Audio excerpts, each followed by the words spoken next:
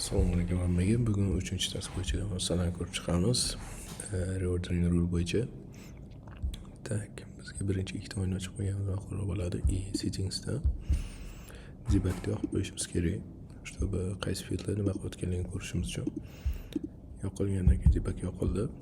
Tak, endi biz reordering qilgan mahsulotimizga kiramiz. Biz birinchi ko'rishimiz kerak bo'lgan bu yerda qaysi fieldlar nimaga javob berishi ko'rib chiqishimiz kerak bo'ladi. Tak, keyin bu yoqda biza bitta studio orqali mod degan field qo'shganmiz selectionni. Bu yoqda ters va arzon bor, mana funksiya.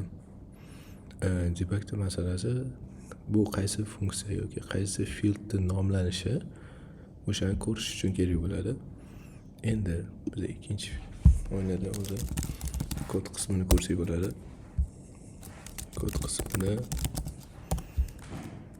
reordering rules yozilganda bunga nomini qo'yib ketasiz va qaysi modelga ishlatganligingiz bizning holatimizda minimum inventory, ya'ni mana shu o'yinda minimum inventory bo'ladi. Tak, keyin execute kodni tanlab bu yerda kodni yozib ketasizlar.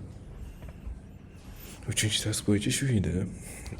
Endi kod bo'yicha to'xtaladigan bo'lsak, bu dastavval shunisi bormi, ya'ni masalan tekshirib ko'ryapti, yozilganmi yo'qmi.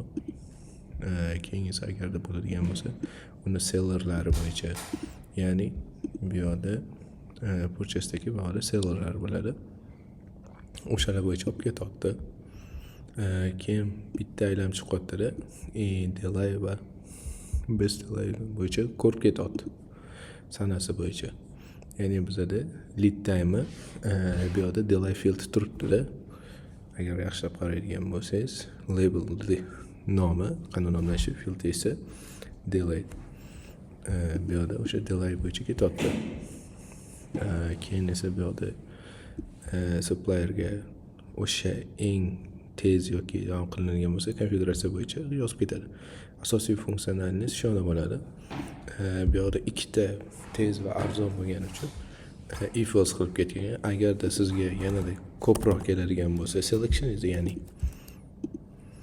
ya'ni sizda bu yerda bir qancha selection bo'ladigan bo'lsa, bu yoqqa elif qilib yozib ketsanglar bo'ladi. Yana qo'shimcha konfiguratsiyalar bilan. Keyin esa action replenish endi action replenish bu yoqdan ketyapti. Ya'ni bu funksiyani ishlatyapti.